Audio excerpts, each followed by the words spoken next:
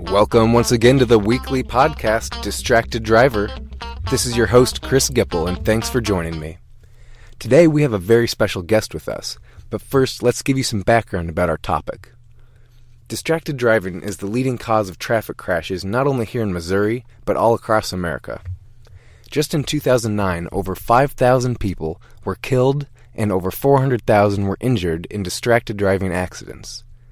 Now, distractions can include any number of things, like eating, messing with the radio or GPS, talking to passengers, looking in the mirror, or talking on the phone. But since texting requires the driver's visual, manual, and cognitive attention, it is by far the most alarming distraction. So, back in 2009, Missouri became the 23rd state to pass a law banning texting while driving. But the $200 fine only applies to those 21 years old and younger. Anyway, today in the studio we have with us Caitlin Jackson, who's a senior health science major at Maple Woods Community College in Clay County. Caitlin, thanks for being here. Oh, it's my pleasure. Thanks for having me.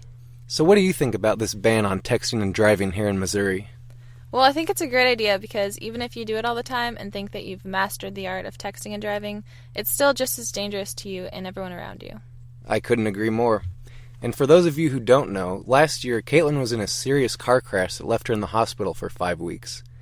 The driver of the car, who was Caitlin's best friend, was texting her boyfriend while she was driving on the interstate during rush hour.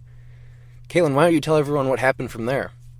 Okay, well, I kept telling her to put it down, how dangerous it was, and that she could get in trouble for doing that, but she just kept telling me that she does it all the time and not to worry about it. Famous last words, huh?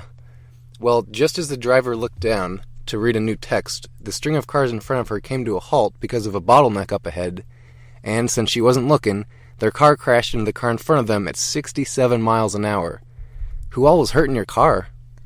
Well, my friend wasn't hurt at all, but I ended up with a broken collarbone and a pretty bad concussion. Wow, I bet your friend just felt horrible. Well, so how are you doing now? I'm pretty much better. I'm back in school at least, but every time I'm in the car with someone who's texting and driving now, I try to convince them that their texting can wait 10 minutes, at least until they get out of the car. That's awesome. Keep it up. Now, if you're someone out there that doesn't really think texting and driving is really dangerous, listen to this.